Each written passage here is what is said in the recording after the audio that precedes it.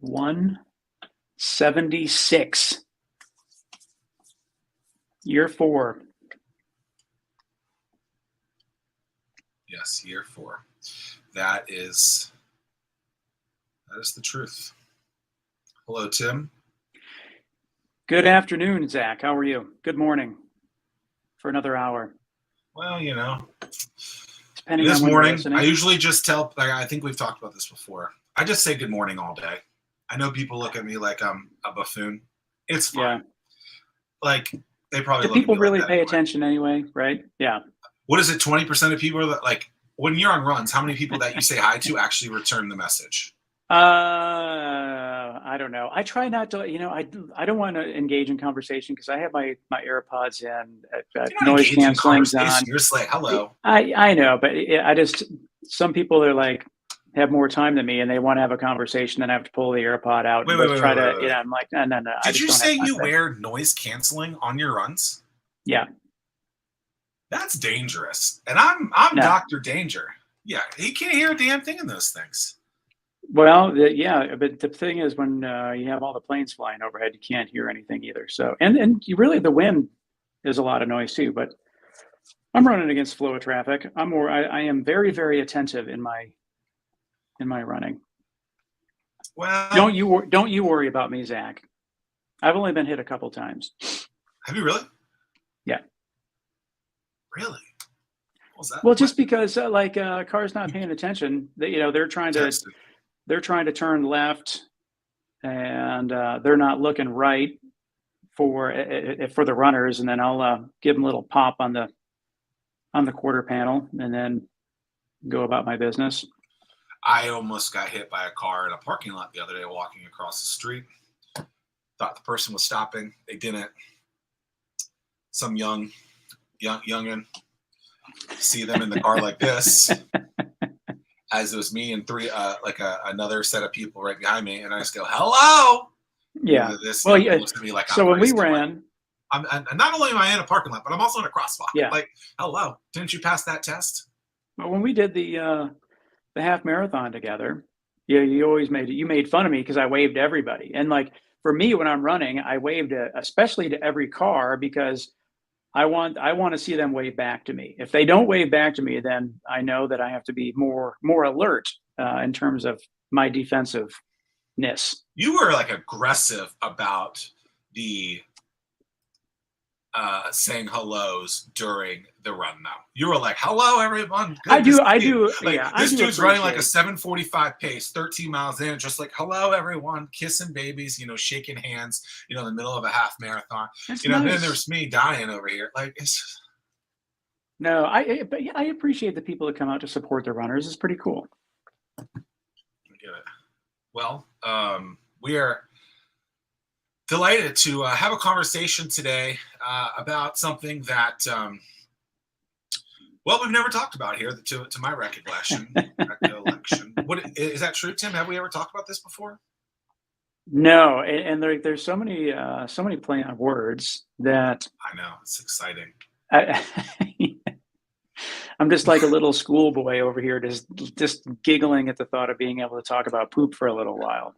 So I'll break the ice and say poop, and then we can go on. Rachel, it's great to see you. Great to see you guys too. And hey, now that we got the first poop out of the way, first one is always important. Hopefully the audience is ready for a whole lot more of that, because it's our entire industry. And even in wastewater engineering, that's not specifically our brand of poop. We are full of those kinds of let's say, I don't know, little gimmicky one-liners, like we're number one and the number two business. Oh. Or oh, what do you do for work? Oh, I take a lot of shit from people. Yeah, I'm super excited for this show, just for Zach. Yeah, I mean, it's this is gonna be great.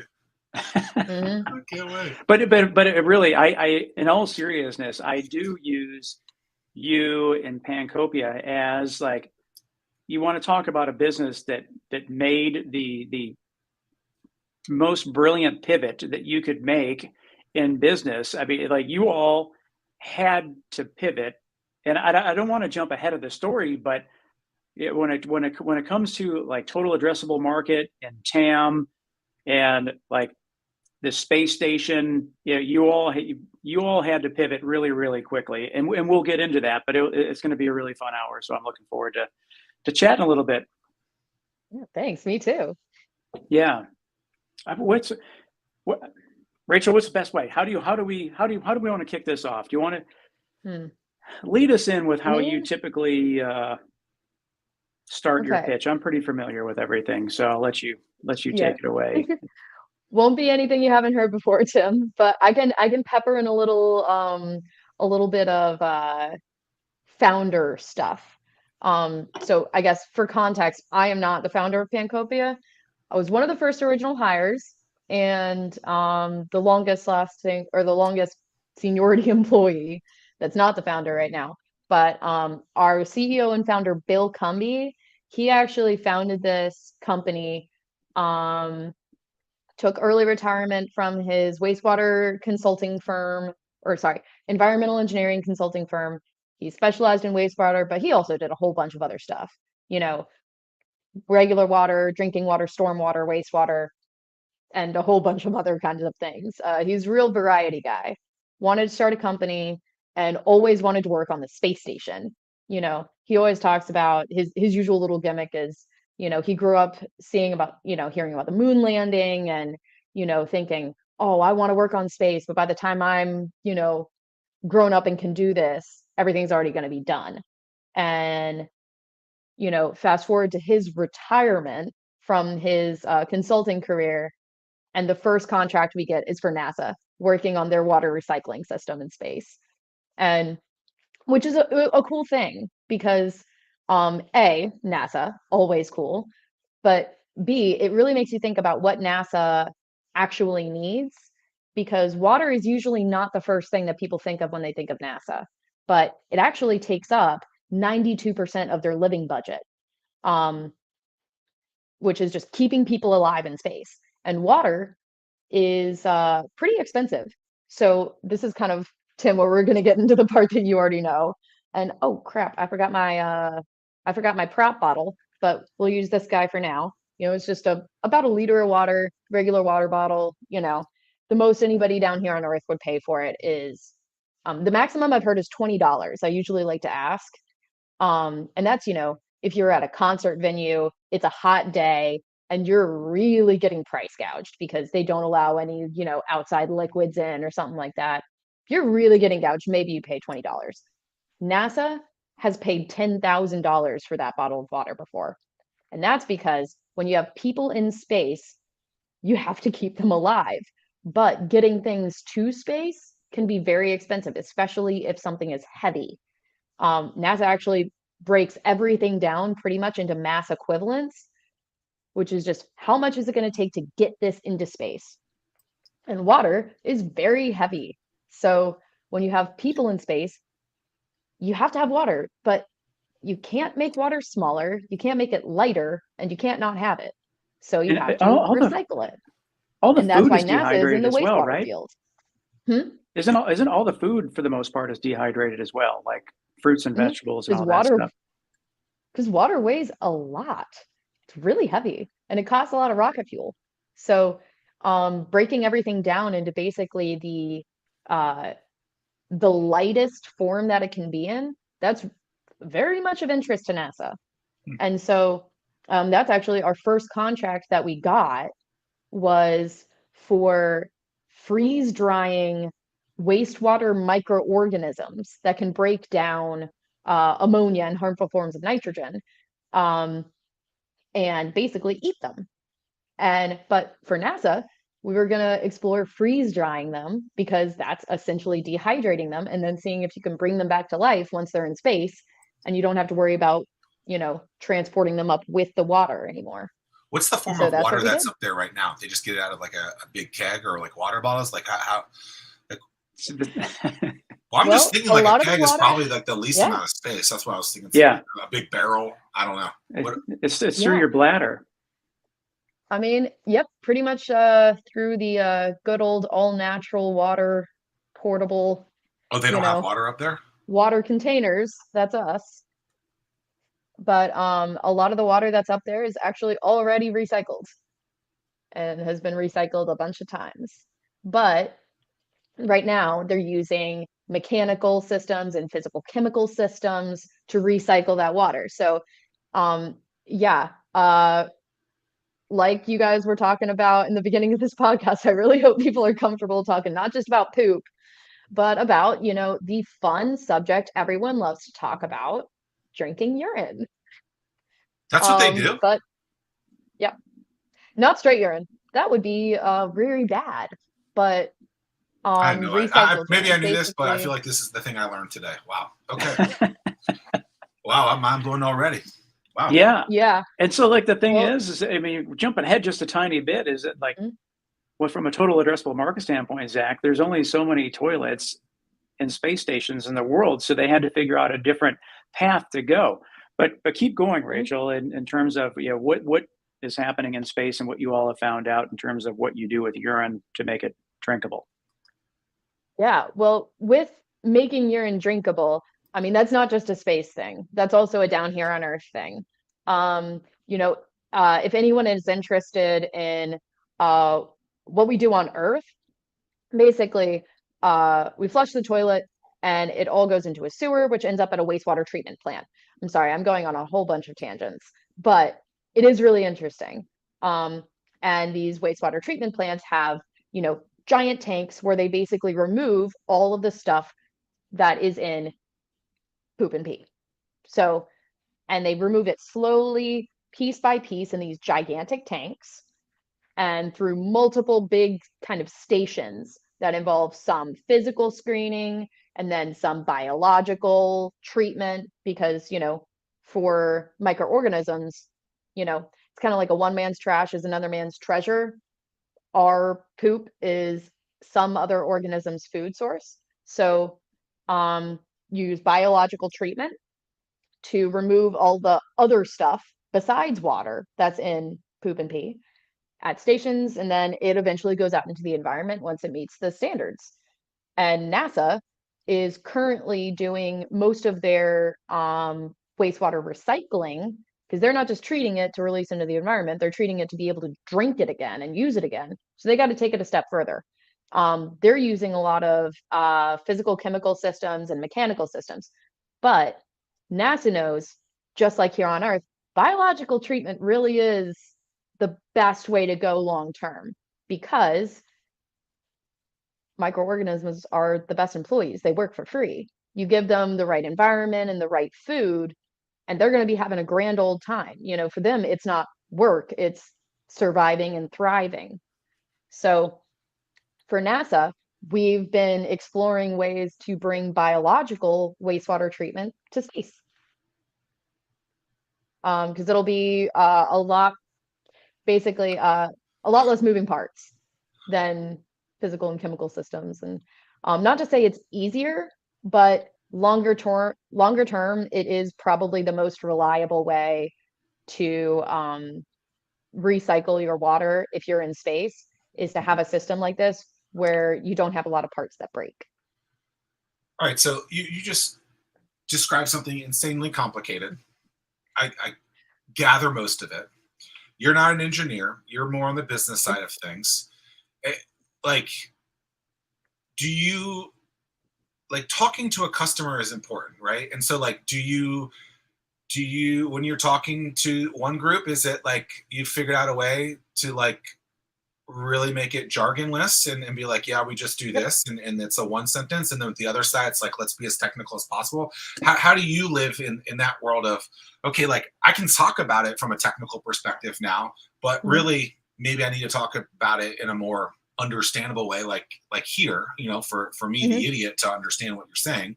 Like, it's very fascinating. Like how do you break that down? That's a really interesting question. We're gonna be good with these today. How do you get it out? There you go. I'll try to squeeze a couple of them Please. in here too. Please. I love a one-liner. One-liners and dad jokes, highest form of comedy. But Yeah, honestly, that's a great question. Um, so I'm not an engineer.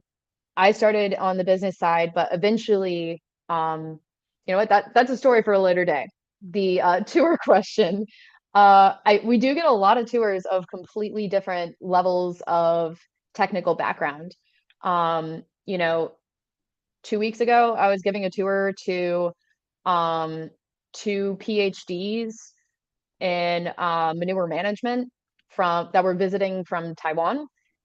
And a week before that, I was giving a presentation to high school teachers who were looking to teach from an engineering perspective. And like 3 months before that, I was talking to high school kids. So, I mean, the level, you never really know. Um, well, not you never really know, but there really is no one size fits all tour or one size fits all explanation.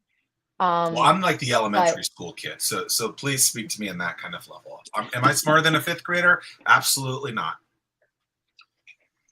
Well, and the crazy thing, I well, mean, it's super complex. All right. mhm.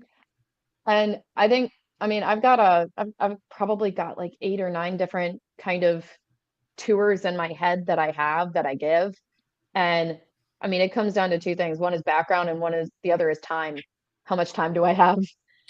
Yeah, Um, and I suppose the other one is understanding your audience. I mean, that's probably when a presentation standpoint, that's you always hear that all the time. So really understanding the audience so you know which presentation you need to pull from. yeah. And I mean, it's usually just like, how much does this group know going in? And sometimes that's, well, I flushed the toilet and that's about what I know about poop and pee. And sometimes it smells. That's me. um, and it's gross. That's so there's like that baseline, and it's like, okay, so that's where we should probably start. You know, when you flush the toilet, what happens? Um, I don't know. and then there's other people who are very knowledgeable about our field and, you know, who really want more detail. And Yummy. so it really depends. Um, and I gotta say, uh, it's a skill I've had to learn several times and that I'm not always particularly good at because I have a couple tours that I go through in my head, but I'm also like Rachel in her natural state is a context person. It was a running joke in college that I could never tell a short story, and every Rachel story has 6 tangents and never fully gets to the point. So this is something I've really had to work on is being concise and staying on message. And you've already seen me get slightly off message and distracted by tangents at least twice in the less than 20 minutes we've been here. Do you want us to But run a ticker? You know, like okay, mhm, you're at 2 now from tangent, so we can go to 3 soon. Like we can mhm, get the ticker on the bottom, just going. Okay, we're on tangent 1, tangent 17. I love it. But from a business perspective, Tim would agree with this. mhm, I think I remember this the first time this ever happened to me, where I really realized that hey, like from a technical perspective, it's okay to be technical, but you have to think your audience is at the original Hatch demo day. I don't think I knew you yet, Tim. mhm. Chris Mock, No. who's the CTO of Notaris, and he was just giving a very technical talk, and no one in Yeah, the crowd that's where the whole situational awareness conversation came up, right? to say what that means and to make it Yeah, easier. yeah, Yeah, so like he's sitting there, and at the time we didn't have like a time frame. We just let people talk. He's going on for like 20 minutes about the most ridiculous things, and it's like, yo, bro, no one understands what you're talking about. Like, we got to work on this. And so it's like, hey, like, even if you're a CTO, a technical person, maybe at the chief level, figure out how to talk about this in a CEO level so that most of the people in the crowd, at least the crowd that was there today, can understand it. And the easiest way that I'll decipher that into a different way is saying, you know, forever we had these little things called MP3 players, right? They were always described as Yeah. this thing with 256 a gigabyte of memory, and that's how it was explained. You don't really understand that until Steve Jobs one day gets up and goes like, hey, what would you do with 1,000 songs in your pocket? It's the same data point, but you Mhm. could precisely understand what the heck they were talking about for basically the exact same tool. And so, Yeah. you know, maybe that Uh, that story That gets makes a used lot too of much, sense. but it's true. I mean, you finally realize like this phone is, I don't know, 100 gigs. I don't know what the hell that means. But what is 100 gigs? Yeah. What does that give me? And so by making it so that the idiot can understand, dummies guide it down. And I think more people should do that. They don't. They overcomplicate it. They think that, oh, this person knows what I'm talking about. It's like, I guarantee you they don't. Unless they're a PhD, from Taiwan with, manure management in their background. That's an outlier. And even then, even people who are technical experts may not be technical experts in exactly what we do. Right. And, so even talking to PhDs in manure management, I have to ask, do you guys know what this, okay, so this is a swine lagoon. We need to start at the beginning. This is a picture of what it looks like, because things look different in different places. And even if someone's a PhD in wastewater treatment, we can't guarantee they know anything about agriculture. And, there's a lot of assumptions, but I totally get what you're saying, Zach, because we've had to implement a lot of that in our materials. I mean, our CEO is a wastewater engineer with a lot of experience, and who really understands, the technical parameters of what we're doing. But, sometimes we've had to say, maybe we shouldn't say 12 million gallons. Maybe we should say the size of 2 football fields. Well, that's a lot easier to understand. Because as you say that, 12 million gallons, I'm like, I don't know what the hell that means. Yeah, it's like we have to put it in context, because this stuff is complicated even for people who know what they're doing. Even for people in our field, this stuff is complicated. And if there's a craft we want behind that, anyone to understand what it is we're doing, we got to put it in a term that someone's going to understand. And people know about how big a football field is, or at least they can visualize it. One of the metrics that we use for our how much waste is there, because we haven't really gotten too far into what our company actually does. That's my bad. Still learning on that whole tangent thing. Should have kept the NASA conversation No, you're good. You're good. We'll bring it all around. But so our field is actually agricultural wastewater treatment, and North Carolina is one of the largest swine producing states in the country. And to put in context how much is there, there's 2 counties in North Carolina that produce the equivalent in pig poop of half of New York City's wastewater. And so that's one of the metrics that we found and calculated, and we were like, oh my gosh, this is a metric that we can use, because everyone knows New York is a huge city. And if we put it in metrics of this gigantic city that everyone knows is humongous, and half of that, then people can understand the scale of how much pig poop there is in this area. That's a metric people can get. And then you combine that with the fact that, like, we hear so much about cattle and cows, but they just kind of roam, whereas hogs, they are consolidated in really, really close proximity. They don't graze like cows do. Yeah. I mean, there's so the term for this kind of live protein production, it's called CAFOs, concentrated animal feed operations. And it's basically where you're trying to produce large quantities of protein with some kind of space requirement that's usually smaller. I forget the USDA definition exactly, but essentially you got a couple buildings, and that's where your livestock are, and they're contained to this space, and that's where they live. That's where they do their thing. But it also means that you have to have a waste management system that's suitable to that. And one of the things that we've learned, not being an agricultural wastewater company and then becoming an agricultural wastewater company, is how many different ways there are to do that. Because there's a lot of different ways, and it changes with every kind of livestock production. I can't tell you how many times. So for context, ours is specifically with pigs. We are a hog production wastewater treatment specific company. And right now we're focused on North Carolina because they have one kind of wet waste management system, and actually other areas of the US use a different kind.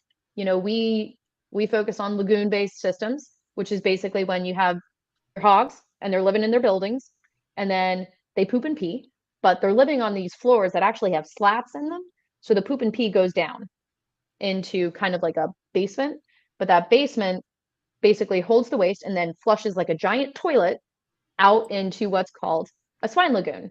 And this swine lagoon is basically just a pond. It's usually rectangular, and it's the size of a couple football fields. And the waste lives there. It's got about a 6-month time that the waste is hanging out in there, and then the waste will get taken out. The liquid will get taken out and either used to spray irrigate crops, or it'll get sucked up and taken back around to function as basically the liquid that flushes the toilet underneath where the pigs live. And that's essentially how a lagoon-based system works. But it's more complicated than that because there's different ways to flush the toilet. And also in the Midwest, they use a different kind of wet waste management system. They don't use lagoons, they use something called deep pits. And then there's also other kinds. And especially once you get into different livestock, I mean, they really are like, I could say like, oh, it's a different animal, but it really, really is. So much about it is different. So who's the customer? The pig farmer, Mm-hmm. the person who owns the land, the state? Like who are you selling to in these situations? That is a phenomenal question because this industry, is complicated. And there are a lot of moving parts and a lot of players and a lot of complexity and also not a lot of availability of information. So we work under kind of an assumption that we know where our system is going to end up, but a lot of farms are contract farms, which is where the integrator, which is the large company that that moves everything along from place to place. They're the ones who end up with the hogs at the end. But there's a lot of other parts to that. So the people who own the land are usually the contract growers. So they'll grow hogs just like you grow corn or you grow soybeans. They own the land, and so they grow. But they only have them for a period of time, and then it goes back to the integrator or it goes to the next step in the cycle. And this means that the financial tracking for this industry is also just as complicated. And when it comes to contract specifics, there is no general standard that we've really come to know about as far as like, oh, everyone works under this style contract or that style contract. A lot of this stuff is not public knowledge. So when it comes to who pays, there's some complexity there. And that's also coupled with, there are options out there for potential other customers as the customer that pays the bill. Is what you do required by someone? Mm-hmm. Does like the state require that this waste management happens? Is it even to the complexity of that where they're not doing that and this is just something extra? Like, it's complicated. Yeah. I wish you would use a different word there. Yeah, I have such an opportunity to say it's for context. Rachel, you explained it to me before, like we're agriculturally speaking, where they are today is where humans used to be. I think you said in the 70s. Yes. Yeah. So essentially, what you're talking about, Zach, where the government mandates something and you got to clean it to a certain standard. That's how human waste works. Basically, if anyone was alive, any listeners were around and kicking and sentient in the early 70s, late 60s, you probably remember that the environment wasn't doing too hot. Rivers were catching on fire several times, and, things weren't great. So the Clean Water Act of 1972, yeah, 1972, I believe, was passed, and with the goal of making all bodies of water in the US fishable and swimmable. And so what this did was it created the EPA. And beyond what people usually know the EPA for right now, for passing down regulations and protecting land, it also regulates wastewater. And so when this happened, they basically said, okay, so all human waste is going to need to meet these standards. On the one hand, this is what the water needs to look like before you put it back out into the river or the wetland or whatever. But we also know that that's going to be expensive, and it's going to require a lot of capital, a lot of, big expensive tanks in order to do that. So here's some money. And, this money could be in the form of a forgivable loan or a grant. And the ways that that money is structured have differed over time, but essentially you're going to meet these standards, but here's the money. We're going to help you pay for all of the big expensive tanks and equipment that you're going to need in order to do this. And then y'all are going to be responsible for operating it and basically making sure that the water is meeting those standards. But that's your job. We'll help you pay for the big expensive stuff, but the day-to-day operation, that's y'all's thing. So that's how municipal wastewater treatment for people gets funded. Now, agriculture was specifically excluded from that. And that's because at the time, a lot of, animal production and meat production, it was mom and pop, it was small scale.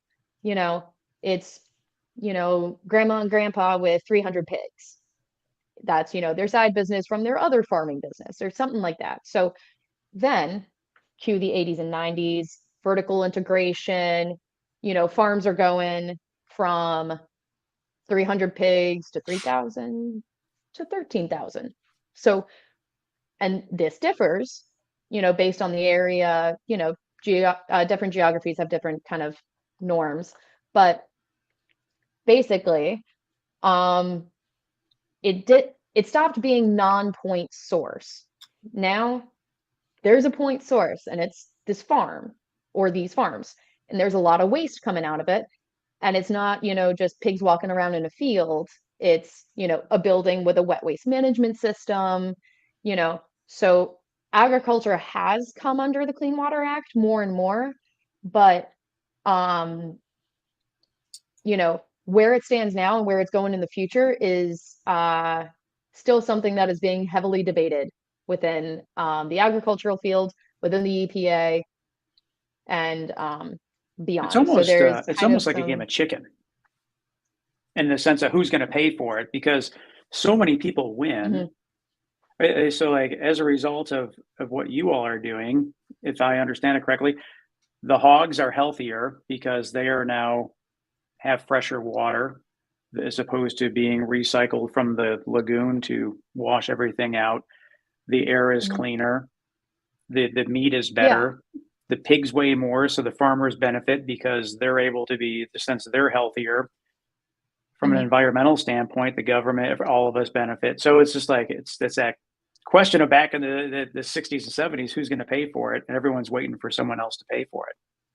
Yeah, well, and Tim, I am so glad you mentioned that, because that's something that's important context for this. So basically with human wastewater, the EPA can say, yeah, we'll pay for it because that's our citizens. We're the government, we're responsible for the citizens. And so we'll foot the bill. When it comes to agriculture, but when it comes to agriculture, it's a little different because it's private industry. But it's still going into, there's still effects that affect civilians and society and our country. But it gets complicated because it's a private enterprise. So what do you do? Now, if farms were to get regulated and say, okay, well, y'all have waste, you guys need to start meeting these standards.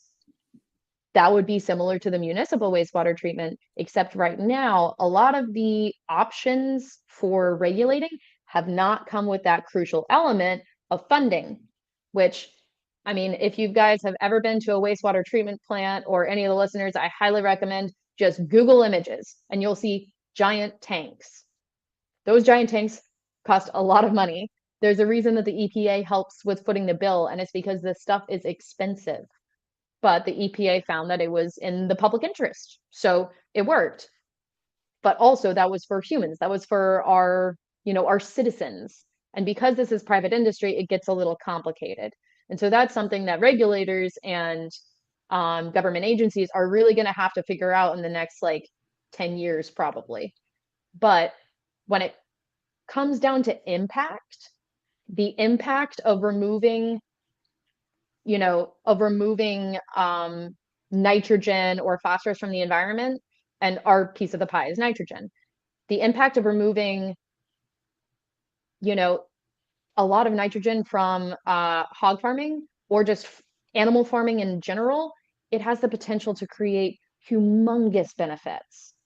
But because of this kind of lack of funding, it's created a lot of problems, because wastewater treatment plants are expensive, and we can't expect farmers to be able to just throw in a bunch of million-gallon tanks or 1,000-gallon tanks even at a farm and also operate them, because wastewater treatment requires operation. It doesn't just happen. So are we going to be expecting farmers to all of a sudden become wastewater operators and pay for And I their think own systems? that's kind of like where you come into play, in terms of that's the product, Zach, in terms of like on demand, like remote monitoring, wastewater management. That's what Pancopia provides to the farmer. Oof, only 37 minutes into the podcast and finally getting to what my company does. Oh my goodness. But yeah, that's essentially what we do, is we try to bridge the gap between what wastewater treatment should be happening and can provide benefits with, and the funding limitations of the field that we're attempting to enter. So, I mean, like I said, these tanks, big tanks, wastewater treatment plants, they are expensive. So we've tried to narrow it down to basically what can make the biggest impact. Well, there's a whole bunch of stuff in poop and pee, but if we can manage the nitrogen in there, then we can make a really big difference. So we created basically I don't want to say a pared down, but a prioritized wastewater treatment system that can meet the needs of agriculture, basically by keeping it cheap, and also by making sure that it has actual benefits to the producers and the integrators. By, we actually improve pig health and they can gain more weight. We decrease mortality. And beyond that, we also help them, get into biogas production, which is, really, really big in the agricultural industry, and specifically within hog production. This is the new thing. And I'm going to get back to that in a second. But one of the ways that we also meet the needs of our market is by making sure that our system can be remotely operated, because all wastewater systems, for the most part, you have to operate them if you want them to work well. Otherwise, you're going to end up a year in, something breaks. It's probably fixable. It's probably easily fixable if you know what you're doing. But if you don't know what you're doing, you kick it, call it a piece of crap, and walk away and say it doesn't work. So we are not trying to sell failure. We're not trying to sell a system that's going to break or that's not going to be kept up, because then it's all just a waste of money. So what do you have, like a sensor in there that registers how much crap's in it, and then it goes back to your app at home, and you're like, that's really shitty. Like, we're gonna work on that one. Yeah, there is perfect poop in there. Can confirm. Yeah, I mean, so we have a remote operated system, and we can make sure that the systems that are going to be on farms are still going to be sending information and data to us so we can make decisions and change things and make sure it's going right and send someone out if need be. God. And we can do the operation because we're the ones who, we're qualified operators. We know how to do this. We know what we're doing. And so it's important that the operation stays with people who know what they're doing so it doesn't end up being, a piece of crap system that doesn't work or breaks within a year because it may not be operated correctly. And we also don't want to add anything to the farmer's workload. They got enough to do. They don't need to be worrying about this. So we try to create a lot of benefits while also making sure that we're not selling failure and also that we're not adding to anyone else's workloads.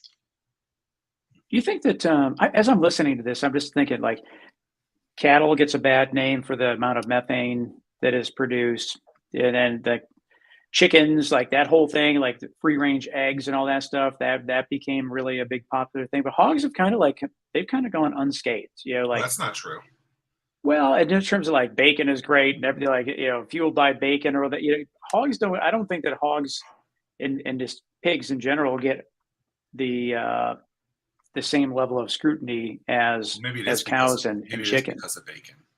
But so like my question is it just because like hogs and pigs and bacon and is marketed themselves better, in a different light to like, hey, look at this over here, but you don't pay attention to behind the scenes. Like a lot of people probably have zero insight in terms of like how hogs are raised. And I don't know. I'm just curious.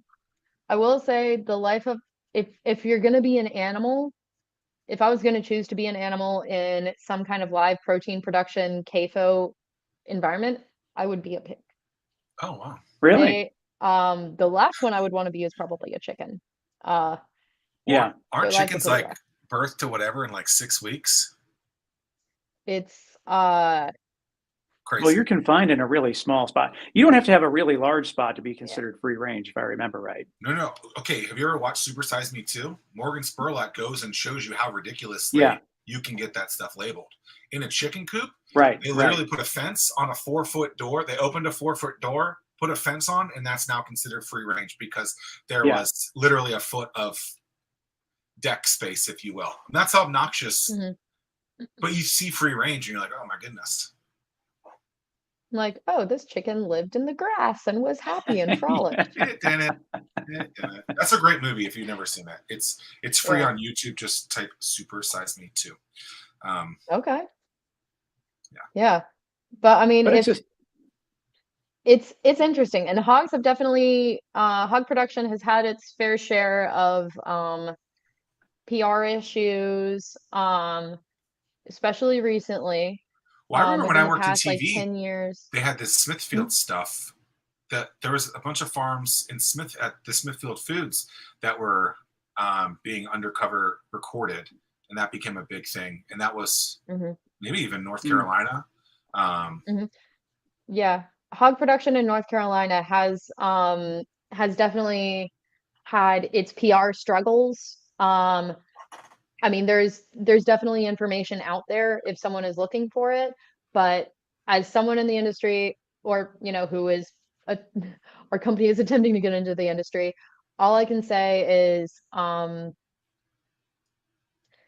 with the amount that I've looked into it and seen, it's not a black and white story, and it's not a good versus evil or evil corporation.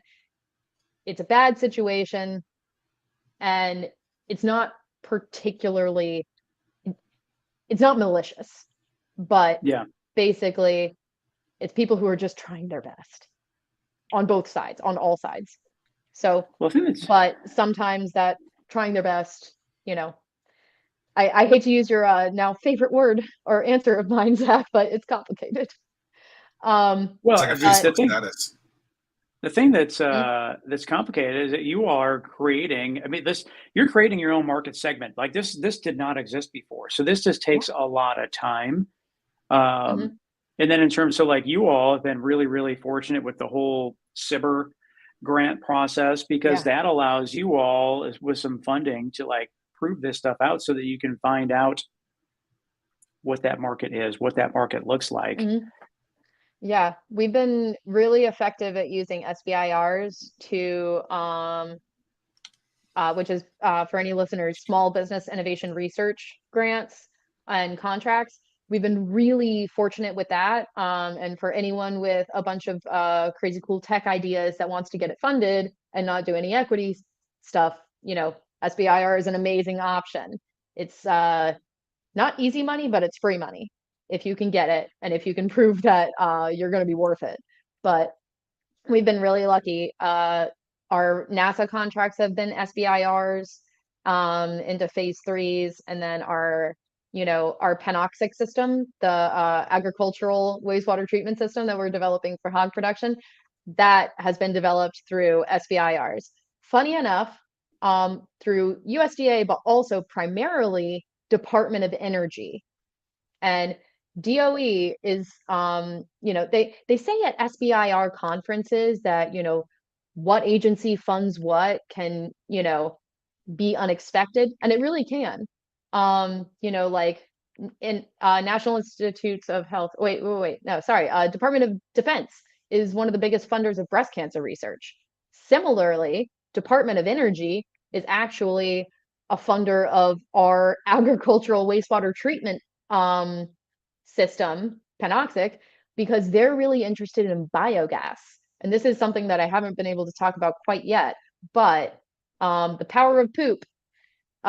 Basically, poop has a lot of stuff in it, and some of that carbon can be turned into methane for biogas generation. You can actually power things off of poop, which is pretty cool, especially because in North Carolina and in CAFOs, generally, there is a lot of poop. And so if you can harness that energy and use it to create power, not only is that added revenue streams for farmers and producers and, a money maker, but also it's renewable natural gas. And, if there's too much nitrogen, then, you're not going to get quite as much biogas out of that poop. But if you can handle your nitrogen and balance up your ratios, you can actually get a lot more biogas out of your poop by handling the nitrogen. So that's one of the benefits of our system is that we clear the way for biogas to be as effective as it can be, or at least remove one big roadblock. Have you guys always been based out of Hampton? Yes. Okay. Actually, we got our start in it used to be called Peninsula Technology Incubator, now Reactor. That's where Bill started the company. Got it. The name comes from Hampton has been a great resource for us. They've been absolutely incredible. Highly recommend to anybody trying to start a business, start in Hampton. There you go. The name. What's the origins of the name? Our system, Panoxic. Yeah, Pancopia. What's the origins of the name? Okay. So when Bill started this company, he was thinking pan like all, and then copia like cornucopia, resources, abundance, basically saying Pancopia, there's enough resources for all of us if we just figure out how to use them right. Kind of reminiscent of the whole, overpopulation issue. We're going to run out of resources. We're going to run out of this. We're going to run out of that. Our population's getting too big. Well, it's not, because technology keeps adapting with our changing population. Mm-hmm. And, if we just look at the resources we have and figure out how to either use them more efficiently, use them better, use them again, then we have more than enough resources. All of this, it's an engineering problem. We just have to figure out how to get the most out of what we got. And that's what our company does, is try to use resources that are abundant, like waste, and make them work for people instead of against people. Yeah, the whole thing's fascinating. As I think this through, how it's just going to go full cycle, how this started as a request from NASA to solve that problem, and then you bring it back down to Earth, and you have the hog production, and so then you're going to be able to learn how to do this at scale. But then as we then strive to become multi-planetary and have civilization on either Mars or the moon, you're going to need a system like this because, I mean, like we hear it all the time. And as you talked about, water is just an essential part of life. And so it's just interesting to see how things will, what do you see? Will you be at scale on Earth before we become multi-planetary? What's going to come first, in your opinion? Well, we'll be at scale hopefully next year in the spring. We've got our first full scale system going in, already have the funding for it. Right now we're in engineering design. Yes, exactly, Zach. We are very excited about this. But also, and also added kind of pushback probably on the NASA thing is it takes a lot to get an experiment flown. So we probably won't be flying within the year, but we're hoping to fly soon. And actually, like we were talking about before the podcast started with Netflix, what are you watching on Netflix? The show that I've been watching, because in addition to working for NASA, I'm a sucker for space. But there's this HBO Max show called How Our Universe Works. And there's an episode about Saturn that I watched literally 3 days ago, and it blew my mind. The last 10 minutes of the episode, they're like, oh, yeah, and by the way, there might already be life on this moon off of Saturn on Titan.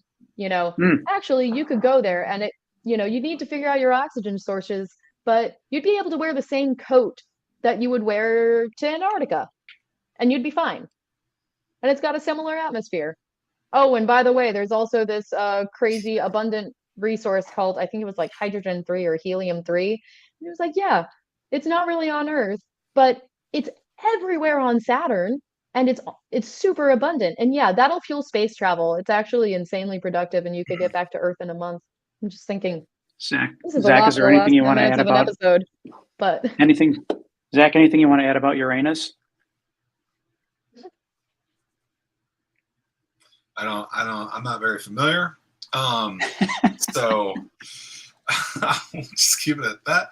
I would like to congratulate you. It took 176 episodes of this show for me not to have to ask the question, what are you watching on Netflix?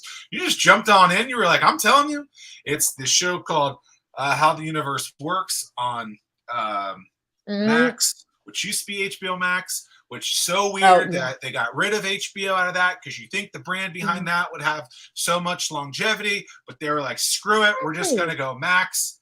I don't get it. I wasn't in those conversations. I would have highly advised them against that. That's a different story. But yeah, I get. I'm going to check this show out. Did you say it has something to do with Uranus too in there, or was that just like a joke that Tim wanted to say because we're talking about space? I gotcha. Apparently, Uranus also has this fuel source. So allegedly, allegedly. I haven't seen that episode yet. Well, that's season 2. I would like to know, what is the most significant scenario, product, bumper sticker that has to do with crap that you've ever seen? I don't know. I hate to say I might have already used it with number 1 and the number 2 business, because that one's just really good. That was very clever. Some things that I thought of. One of the greatest Shark Tank episodes of all time, the Squatty Potty. A lot of people learned about that. You know how you got to raise your legs up to drop a 2 down the canoe, if you will. I've never said it before. I don't know why I just said that. This is ridiculous. Oh my gosh. I have a Squatty Potty. It's amazing. Oh God. I remember my wife would send those to people as like gag gifts for Christmas because she thought it was funny. I'm about to cry. My older sister, her license plate when we were younger, she got her car and she was like, let's do a custom license plate. Well, it says that you can't use any excrement. I wonder if I said holy poo, like how far would it let me get? And it let her get all the way through. And then they sent her the license plate. We were expecting it to get shut down. The license plate is holy poo. I saw a license plate the other day that I was like, I can't remember what it was, but I remember I looked at my wife and I said, I hope that is not someone's initials and that is what it's supposed to mean, because that is awesome. And like, I can't remember what it was, but it was so classic when I saw it.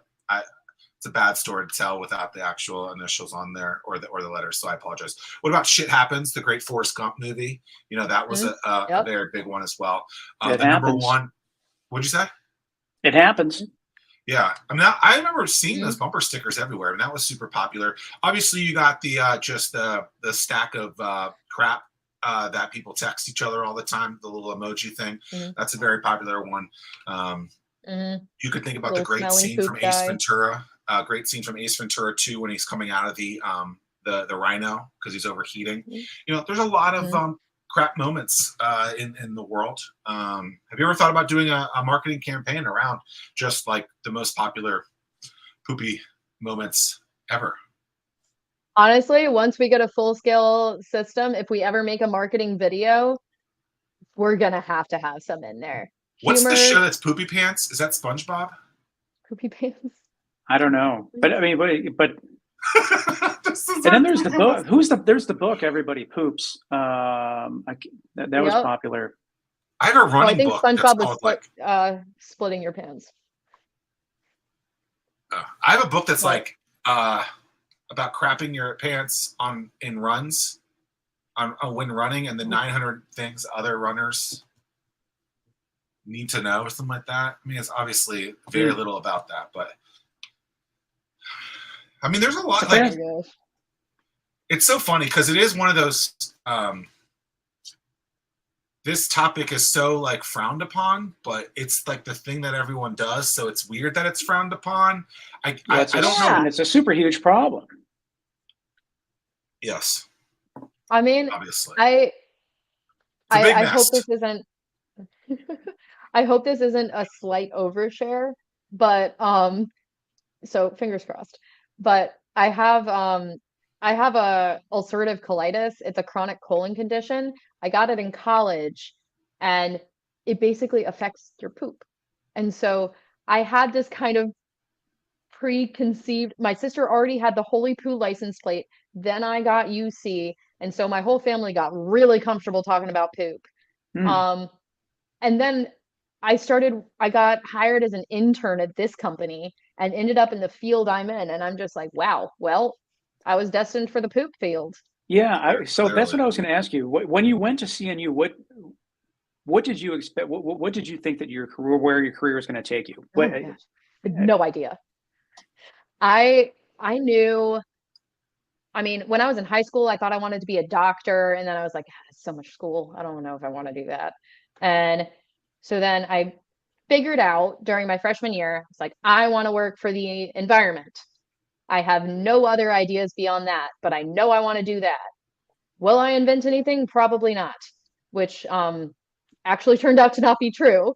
But I was like, well, I can't really, I entertained a whole lot of different ideas, narrowed it down. And I was like, well, government, but also then I'm really limited. I don't know.